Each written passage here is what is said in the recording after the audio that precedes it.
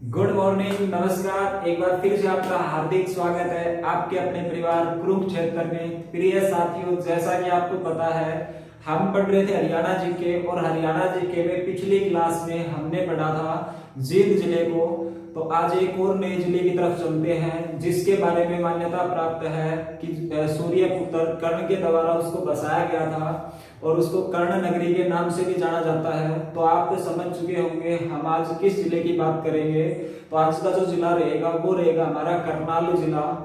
और ये जो करनाल जिला है इसके बारे में हम पढ़ेंगे। तो आपको पता ही है कि भाई जो जिला है उसको जब भी हम पढ़ते हैं तो सबसे पहले उसको हरियाणा के मानचित्र में देखते हैं कि हरियाणा के मैप में इसकी स्थिति क्या हो जाएगी। तो हरियाणा के मैप में अगर इसको देखा जाए तो ये हरियाणा के उत्तर पूर्व में स्थित रहेगा। किधर स्थित रहेगा?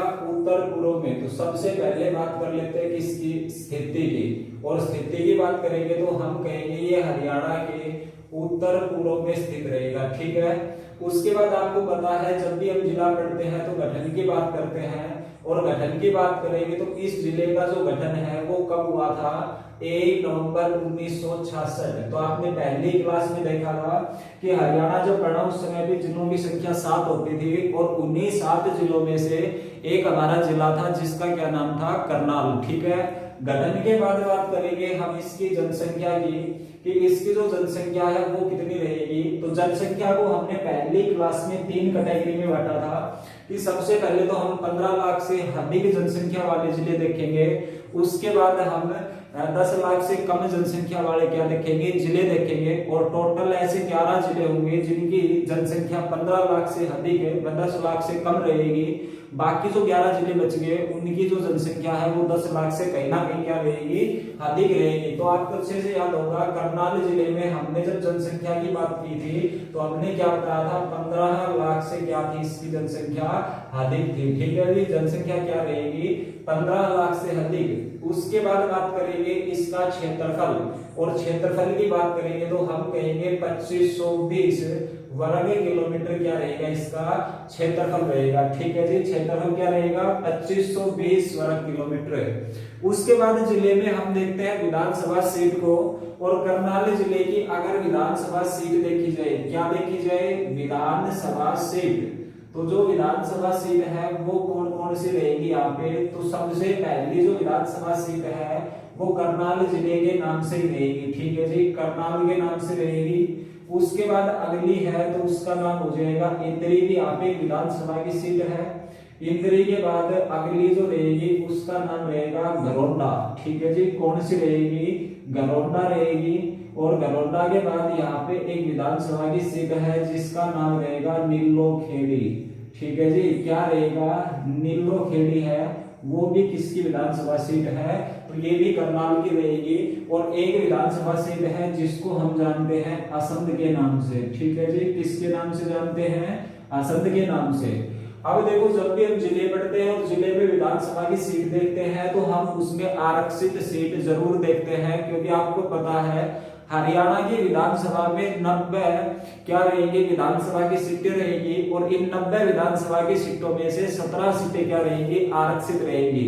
यानी कि हरियाणा के 17 जिले ऐसे हैं जिनमें सीटें आरक्षित हैं। इसके अलावा 5 जिले ऐसे होंगे जिनमें विधानसभा की कोई भी सीट क्या नहीं होगी? आरक्षित नहीं होगी। ठीक है। तो ये बताएंगे जल्दी से कि इस जिले में कौन सी विधानसभा की सीट है जो क्या रहेगी? आरक्षित रहेगी। ठीक है जी। तो यहाँ की आरक्षित सीट के बारे में आपको पता ही होगा। जो नीलोखेड़ी है इसको हम क्या कहेंगे? ये यहाँ की आरक्षित सीट है। ठीक है जी। कैसी सीट है ये? आरक्षित सीट रहेगी। उसके बाद बात कर लेते हैं विधायकों की कि इसमें से कौन सा विधायक है जो हमारे पेपर में पूछा जा सकता है। तो करनाल के विधायक है, इसके बारे में पूछा जा सकता है। और जो करनाल का विधायक रहेगा उसको सभी जानते हैं। क्या नाम रहेगा इसका? मनोहर लाल। ठीक है जी। मनोहर लाल खट्टर जो हरियाणा के सीएम है वो किस विधानसभा सीट से आते हैं? करनाल से। अगर मनोहर लाल का संबंध पूछा जाए, जन्म पूछा जाए, तो निदाना गांव रोहतक में इसका क्या हुआ था? जन्म हुआ था। लेकिन ये जो चुनाव लड़ते हैं वो कहां से लड़ते हैं? करनाल से लड़ते हैं। ठीक है। तो करनाल इसकी विधानसभा की सीट हो जाएगी। अब देखो इसमें एक क्वेश्चन और इम्पोर्टेंट बनता है, और वो क्वेश्चन क्या रहेगा, यहाँ पे पूछी जा सकती है आपको लोकसभा की सीट। और लोकसभा की अगर सीट की बात की जाए तो आप सभी अच्छे से जानते होंगे कि जो लोकसभा की सीट है उनकी संख्या हरियाणा में टोटल 10 रहेगी, और 10 में से एक करनाल है, ये क्या रहेगी, लोकसभा की सीट। तो करनाल जो लोकसभा की सीट है, यहाँ से सांसद कौन रहेंगे, लोकसभा की सीट कौन सी रहेगी, करनाल, और यहाँ से सांसद कौन है, तो इसके बारे में भी हम अच्छे तरीके से जानते हैं कि इस व्यक्ति का नाम रहेगा संजय भाटिया। ठीक है जी, संजय भाटिया। अब देखो ये जो वर्तमान में लोकसभा चल रही है, ये कौन सी लोकसभा चल रही है, तो हम कहेंगे 17वीं लोकसभा चल रही है। कौन सी चल रही है, 17वीं लोकसभा चल रही है। और इस 17वीं लोकसभा का जो कार्यकाल है वो 2019 से लेके 2024 तक रहेगा। कहां तक रहेगा, 19 से लेके 2024 तक रहेगा। और हरियाणा में अगर किसी लोकसभा से सबसे ज्यादा वोटों के डिफरेंस से कोई जीता है तो उसका नाम रहेगा संजय भाटिया। ये 10 की 10 लोकसभा में सबसे ज्यादा वोटों के अंतर से क्या हुए हैं, जीते हैं। तो इस बात का भी आपको अच्छे से ध्यान रखना है। ठीक है, उसके बाद आपको पता ही है, हम बात करते हैं किसकी, पुराने नाम की। ठीक है जी, पुराना नाम। और करनाल का पुराना नाम क्या होता था, तो हम कहेंगे करनाल्य होता था। ठीक है जी, करनाल का जो पुराना नाम है वो क्या होता था, करनाल्य होता था इसका पुराना नाम। ठीक है, और करनाल्य का मतलब क्या हो जाएगा, तो इसका अर्थ हो जाएगा कर्ण का घर। ठीक है, तो क्या हो जाएगा, कर्णालय। और कर्णालय का अर्थ क्या बताएंगे, हमें कर्ण का घर बताएंगे। उसके बाद बात आती है संस्थापक। उसके बाद हम पढ़ेंगे संस्थापक। और संस्थापक की बात करें तो हमें पता ही है, दानवीर सूर्यपुत्र कर्ण के द्वारा, दानवीर सूर्यपुत्र कर्ण के द्वारा। ठीक है जी, दानवीर सूर्यपुत्र जो कर्ण हुए हैं उन्हीं के द्वारा इस जिले की क्या की गई है, स्थापना की गई है। ठीक है जी, तो यहां तक चीजें क्लियर हो गई। चलिए आगे बढ़ते हैं।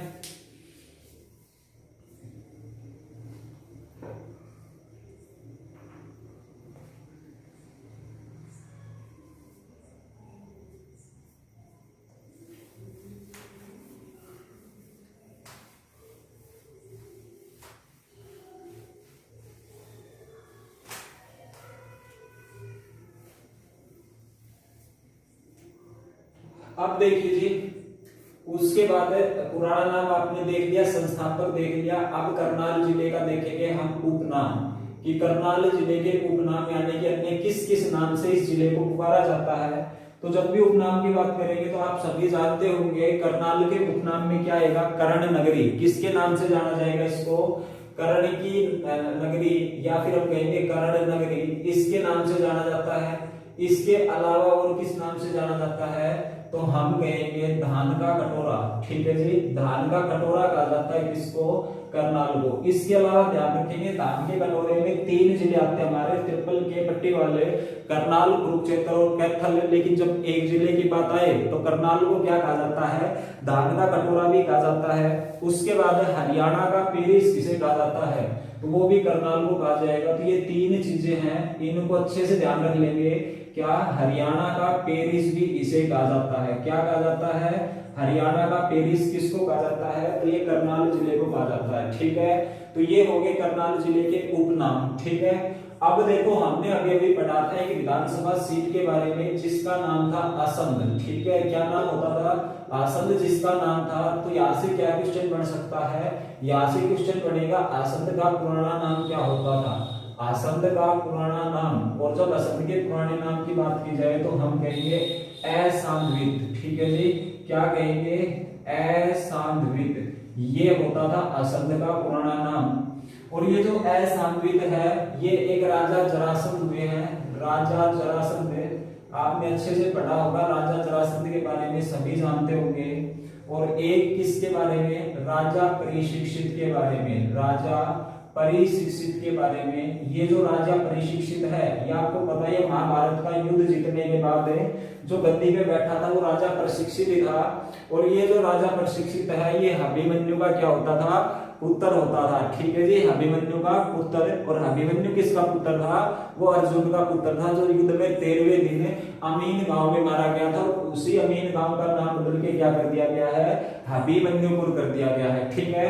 तो ये दो व्यक्ति रहेंगे, राजा जरासंध और राजा प्रशिक्षित। इन दोनों व्यक्तियों की क्या पूछी जाए आपसे? राजधानी। और दोनों की जो राजधानी है वो क्या होती थी?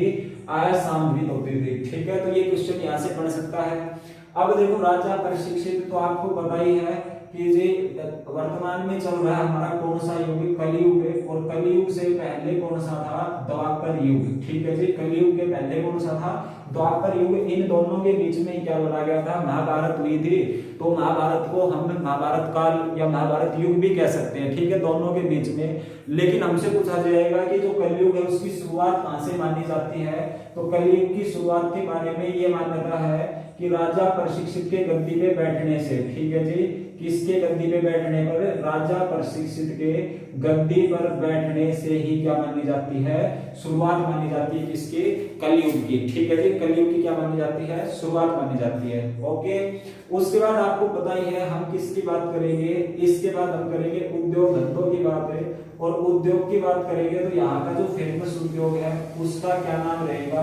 तो हम कहेंगे इसका नाम रहेगा लिबर्टी जूता उद्योग, ठीक है जी। क्या नाम रहेगा? लिबर्टी जूता उद्योग। और आपसे इस लिबर्टी जूता उद्योग की स्थापना भी पूछ सकता है। तो ये स्थापना कब होगी? 1954, ठीक है जी। लिबर्टी जूता उद्योग इसकी स्थापना कब हुई थी? 1954। उसके अलावा और कौन से उद्योग होंगे करनाल जिले में? तो एक उद्योग होगा जिसका नाम होगा वंशपति उद्योग, ठीक है जी। करनाल जिले में एक उद्योग रहेगा जिसका नाम होगा वंशपति उद्योग। उसके अलावा मेडी सिटी के बारे में आप सभी जानते होंगे कि मेडी सिटी कहा जाता है हरियाणा के गुरुग्राम जिले को। लेकिन मेडिकल जो उपकरण के डिवाइस है या मेडिकल डिवाइस उपकरण है वो कहाँ पे बनते हैं? वो करनाल जिले में बनते हैं। तो इसको भी ध्यान रखेंगे, मेडिकल डिवाइस उपकरण। और जो मेडिकल डिवाइस उपकरण है ये भी कहाँ पे बनते हैं? तो ये भी बनते हैं करनाल जिले में, ठीक है। तो ये तीन यहाँ के क्या हो जाएंगे? उद्योग हो जाएंगे। कौन कौन से? लिबर्टी जूता उद्योग, वनस्पति उद्योग और मेडिकल डिवाइस उपकरण उद्योग। तो यहाँ तक बातें समझ में आई? आगे बढ़ते हैं।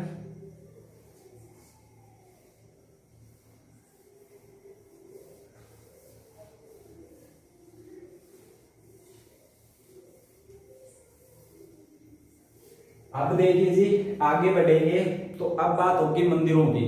करनाल जिले में मंदिरों की। और आपको पता है हम केवल और केवल महत्वपूर्ण मंदिर देखते हैं जो एग्जाम के लिए इंपॉर्टेंट है। और करनाल जिले का जो मंदिर है उसका नाम रहेगा सीता माई मंदिर, ठीक है जी। सीता माई जो मंदिर है ये कहाँ पे रहेगा? करनाल जिले में। अगर एग्जाम में आया तो इसी मंदिर के बारे में पूछा जाएगा कि सीता माई मंदिर है, इसको बताओ ये कहाँ पे रहेगा? तो ये रहेगा हमारे करनाल जिले में, ठीक है। केवल एक ही मंदिर याद रखना है करनाल जिले का। और इस मंदिर के बाद हम बात करेंगे किसके बारे में? मेलों के बारे में। और मेलों के बारे में बात की जाएगी तो सबसे पहला मेला ही हम कौन सा देखेंगे? कौन सा देखेंगे? तो बाबा सिमरनदास की समाधि का मेला, ठीक है जी। इंपोर्टेंट मेला है बाबा सिमरन दास की समाधि का मेला, ठीक है। कहां पे लगता है? करनाल में लगता है। क्या नाम रहेगा? बाबा सिमरनदास की समाधि का मेला है। ये कहां पे लगेगा? ये लगेगा आपके करनाल जिले में। प्रॉपर जगह याद रखना चाहो तो उसका नाम हो जाएगा इंद्री, ठीक है जी। कहां पे लगेगा? इंद्री में लगेगा। इसी को हम कह देते हैं कच्ची समाधि का मेला, ठीक है जी। कच्ची समाधि का मेला भी पूछा जाए तो उसका आंसर भी क्या होगा? ये आंसर भी हमारा क्या हो जाएगा? इंद्री हो जाएगा, ठीक है। उसके बाद आता है पांडु मेला, ठीक है। पांडु मेला ये कहां पे लगता है? पवहाना में लगेगा, ठीक है जी। कौन सा मेला पूछा जाए? पांडु मेला। और पांडु मेला कहां पे लगेगा? पपहाना गांव में लगता है, जिसका नाम हो जाएगा कौन सा मेला? पांडु मेला। एक मेला सुना होगा आपने पराशर मेला, ठीक है जी। पराशर मेला। और जो पराशर मेला है ये बहुत इंपोर्टेंट मेला है यहाँ से। और जो पराशर मेला है ये कहां पे लगेगा? ये भी करनाल जिले में लगता है। और करनाल के तरावड़ी में ही लगता है कौन सा मेला? पराशर मेला, ठीक है जी। कहाँ पे लगेगा, तरावड़ी में लगेगा। किसकी याद में लगता है, तो हम कहेंगे महर्षि वेदव्यास के पिता की याद में लगता है। कौन सा मेला, पराशर का मेला। ठीक है जी, किसकी याद में लगेगा, महर्षि वेदव्यास। और ये जो महर्षि वेदव्यास हुए हैं इसी के पिता की याद में लगने वाला मेला। ठीक है जी, इसके पिता की याद में लगता है कौन सा मेला, तो वो हो जाएगा हमारा पराशर मेला। ठीक है, पराशर मेले के बाद और किस मेले की बात की जाएगी, तो इसके बाद एक आता है छड़ियों का मेला। ठीक है, तो ये मेला भी इंपोर्टेंट हो जाएगा। क्या नाम हो जाएगा, छड़ियों का मेला। और छड़ियों के मेले की बात की जाए तो ये लगता है अमूपुर गांव में। ठीक है जी, कौन से गांव में लगता है, अमूपुर गांव। प्रॉपर जगह याद रखना किसकी, छड़ियों के मेले की। छड़ियों के बाद एक गोगा पीर का मेला है, वो भी करनाल जिले के खेड़ा गांव में लगता है। कौन सा मेला हो जाएगा, गोगा पीर का मेला। ठीक है जी, तो इस मेले को भी ध्यान रखना। गोगा पीर का जो मेला है वो लगता है खेड़ा ग्राम। और ये जो खेड़ा ग्राम है ये कहाँ का गांव हो जाएगा, करनाल का गांव हो जाएगा। ठीक है, अब देखो हरियाणा में जो मंदिरों का गांव है वो किसे कहा जाता है, बेरी गांव, झज्जर को। लेकिन जो मंदिर है सॉरी जो मेले हैं उन मेलों का गांव किसे कहा जाएगा, तो ये कहा जाएगा सालवान गांव, करनाल का गांव। ठीक है, मंदिरों का गांव आप सभी को पता ही होगा, बेरी गांव झज्जर को हरियाणा में मंदिरों का गांव कहा जाता है। और शहीदों का शहर किसे कहा जाता है, झज्जर को। लेकिन आपसे पूछा जाए हरियाणा में मेलों का गांव, मेलों का जो गांव है वो किसे कहा जाएगा, तो मेलों का गांव कहा जाता है सालवान करनाल को। ठीक है जी, सालवान गांव। और ये जो सालवान गांव है कहाँ का गांव है, करनाल का, इसी को कहा जाता है मेलों का गांव। ठीक है जी, मेलों का गांव किसे कहा जाएगा, सालवान। मंदिरों का गांव किसे कहा जाएगा, बेरी गांव, झज्जर। जबकि मंदिरों की अधिकता सबसे ज्यादा किस जिले में होगी, तो वो होगी भिवाड़ी जिले में। ठीक है भाई, चलिए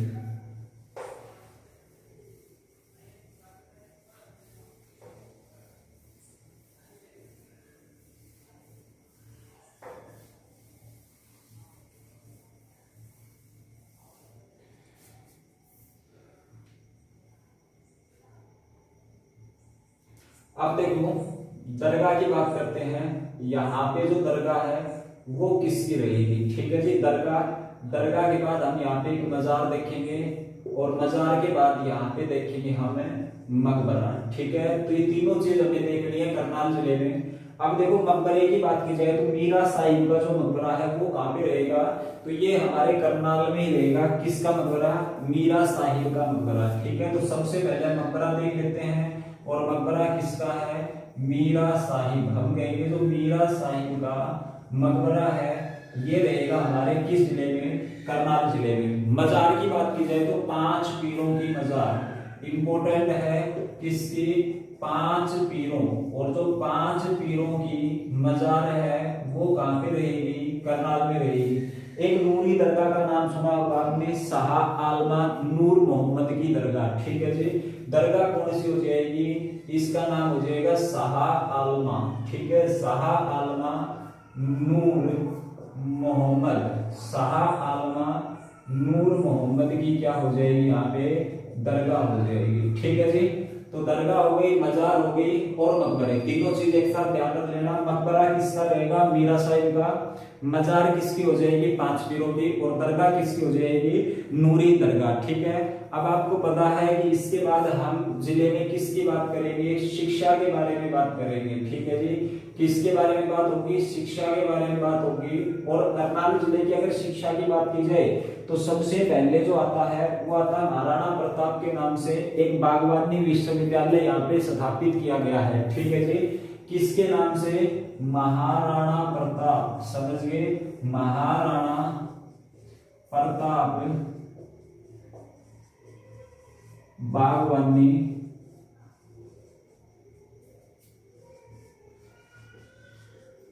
विश्वविद्यालय। और ये कहां पे स्थापित किया गया है, ये किया गया भाई अंजसथली। ठीक है जी, अंजसथली करनाल में स्थापित किया गया है।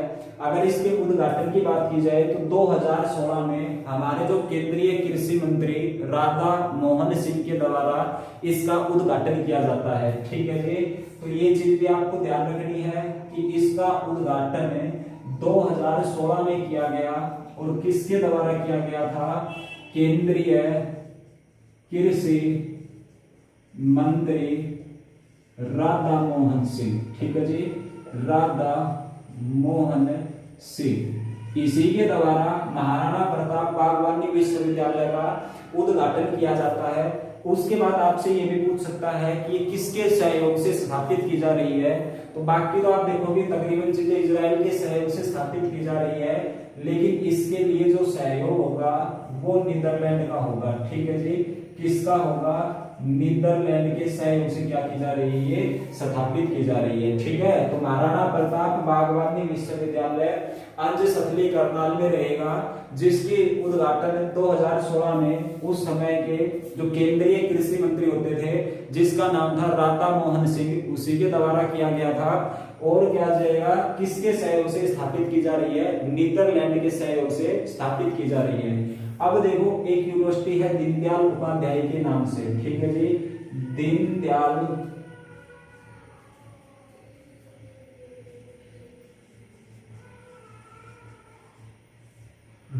उपाध्याय के नाम से एक हेल्थ साइंस। ठीक है जी, Deendayal Upadhyay university of health science, university of health science, of health science. ठीक है जी, दीनदयाल उपाध्याय के नाम से यूनिवर्सिटी है, जो हो जाएगी Deendayal Upadhyay university of health science. इसकी अगर स्थापना की बात की जाए तो ये प्रस्तावित है कुटेल गांव में। ठीक है जी, कहां पे? निर्माणाधीन हो जाएगी। और निर्माणाधीन कहां पे है? तो हम कहेंगे ये रहेगी किस गांव में? कुटेल गांव में। ठीक है जी, कुटेल गांव है, ये करनाल का ही गांव है, इसी में क्या हो जाएगी? ये निर्माणाधीन हो जाएगी। ठीक है, तो आगे बात करेंगे पॉलिटेक्निकल कॉलेज की। और आपको पता है हरियाणा का सबसे पुराना पॉलिटेक्निकल कॉलेज कहां पे रहेगा?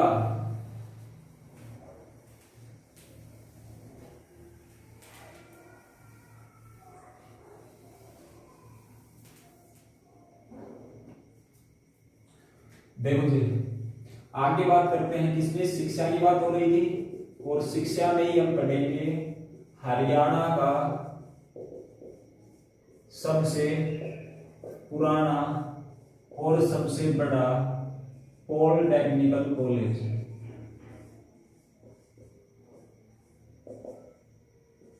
और इस पॉलिटेक्निकल कॉलेज की बात की जाए तो ये रहेगा हमारा नीलोखेड़ी में। ठीक है जी, नीलोखेड़ी में स्थापित रहेगा। ये किसको समर्पित है? तो हम कहेंगे ये गुरु ब्रह्मानंद को समर्पित है। ठीक है जी, किसको समर्पित है? तो उसका नाम हो जाएगा ब्रह्मानंद को क्या रहेगा? ये समर्पित रहेगा। ठीक है जी, उसके बाद स्कूल की बात कर लेते हैं। और आपको पता ही है हरियाणा का पहला सैनिक स्कूल, हरियाणा का प्रथम सैनिक स्कूल ये कहां पे खोला गया? ये खोला गया था 3 जुलाई 1961। कहां पे? कुंजपुरा गांव, करनाल में।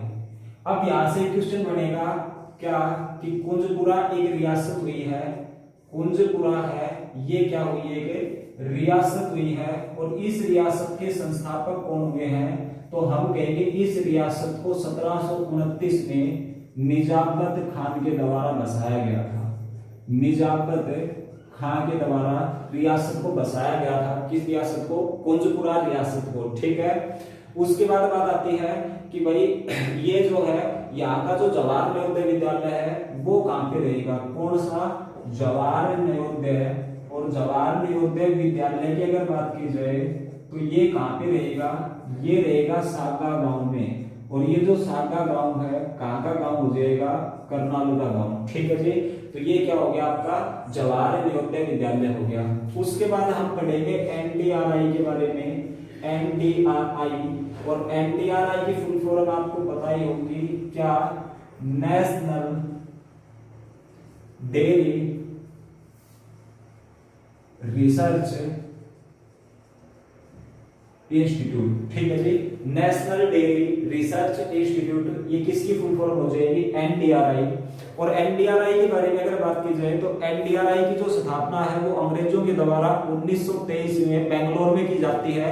उसके बाद 1936 में इसका नाम बदल दिया जाता है। और नाम क्या बदला जाता है? जैसे 1923 में जब स्थापना की जाती है तो इसकी imperial institute of animal dairy के नाम से की जाती है, और 1936 में इसका नाम बदल के क्या कर दिया जाता है, इंपीरियल, और इंपीरियल के आगे क्या लगा दिया जाता है, ये जो एनिमल है ये सब हटा दिया जाता है, डेयरी रिसर्च इंस्टीट्यूट, ठीक है।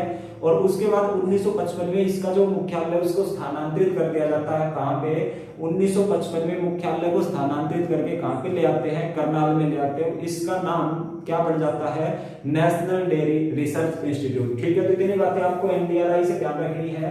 क्या क्या ध्यान रखना है कि इसकी अगर स्थापना की बात की जाए तो इसकी स्थापना हुई थी 1923, और 1923 में कहां पे की गई थी, बेंगलोर में की गई थी, ठीक है जी। कहां पे की गई थी, बेंगलोर में, किसके नाम से, इंपीरियल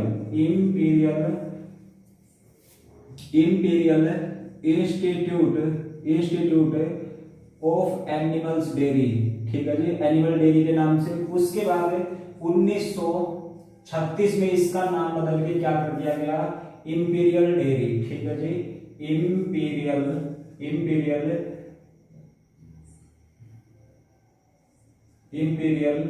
डेयरी रिसर्च इंस्टीट्यूट, ठीक है जी, इंस्टीट्यूट, ये इसका नाम कर दिया गया।